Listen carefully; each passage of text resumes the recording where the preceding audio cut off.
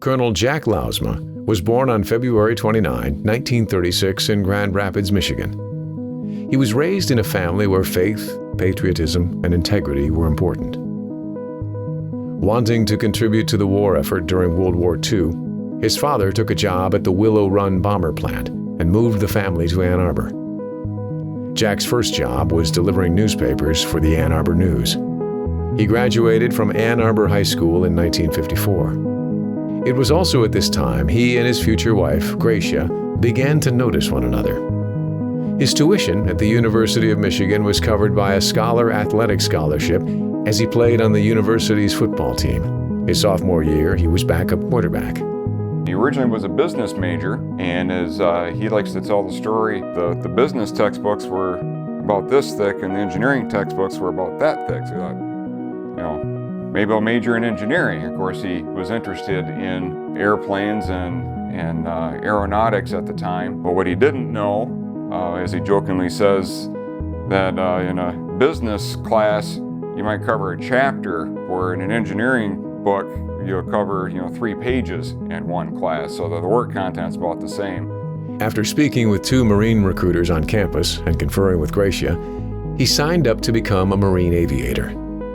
He earned a Bachelor of Science degree in aeronautical engineering and was commissioned as a second lieutenant in the U.S. Marine Corps in 1959. He was assigned to the 2nd Marine Air Wing as an attack pilot and later served with the 1st Marine Air Wing at Iwakuni, Japan.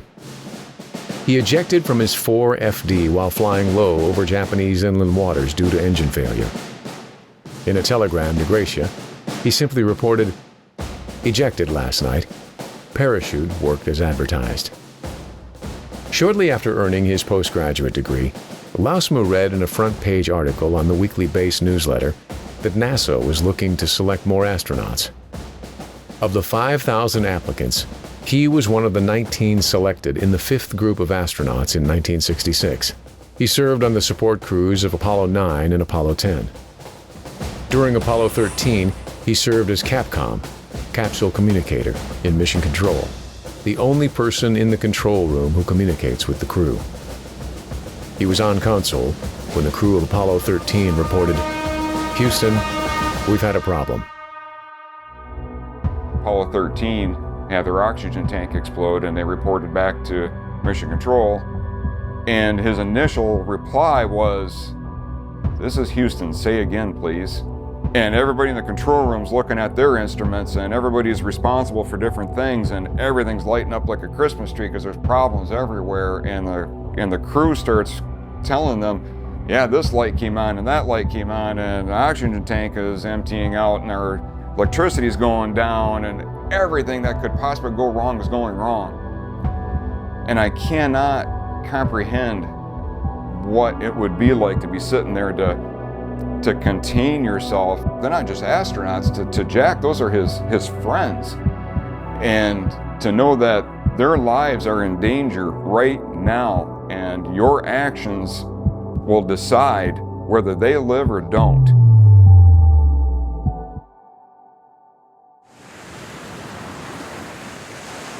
He was in the control room when the command module splashed down in the ocean and the crew was safe. And NASA let some reporters into the control room, and he was asked by one of the reporters, "What would you have done had you not been able to get them home?" And he stopped and he thought about it. I don't know. Never thought about that. So after Apollo 13, there was some talk of him possibly getting a moon landing mission. The last 3 Apollo missions were cut due to budget cuts by the Congress, and so he never had an opportunity to go to the moon. But they took a leftover Saturn V, the same rocket that took us to the moon, and converted the top part of it into a space station. And they launched that in 1973. His first mission was as pilot of Skylab 3, the second crew to visit America's first space station from July 28 to September 25, 1973. On this mission, he and his crewmates spacewalked to install a new sunshade, performed observations of the Sun and Earth, and completed 333 medical experiments while taking 16,000 photographs. and using 18 miles of magnetic tape in the documentation of their Earth observations while orbiting Earth 858 times and traveling over 24 million miles. NASA states that the crew of Skylab 3 accomplished 150% of mission goals. Before the first flight of the space shuttle, Lousma was assigned as pilot of STS-3, which was to attach a booster to Skylab to send it to a higher orbit in the hopes of using it again. After the departure of STS-3 Commander Fred Hayes from NASA, Lousma was assigned to command this mission. The third test flight of Space Shuttle Columbia launched on March 22, 1982. He and his pilot, Gordon Fullerton, tested the thermal effects on Columbia and also tested the shuttle's 50-foot-long robot arm. Due to poor weather, the mission concluded with Lousma flying Columbia to the only landing at White Sands, New Mexico. Colonel Lousma left NASA and retired from the Marine Corps in 1983 and returned to Michigan shortly after.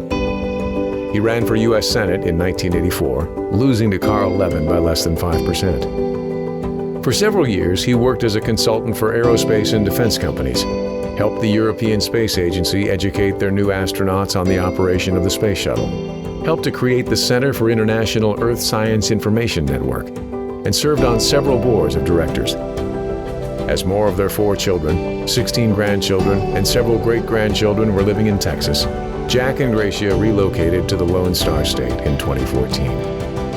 Among numerous honors, Colonel Lousma was inducted into the International Space Hall of Fame in 1982, the Michigan Aviation Hall of Fame in 1989, and the U.S. Astronaut Hall of Fame in 1997.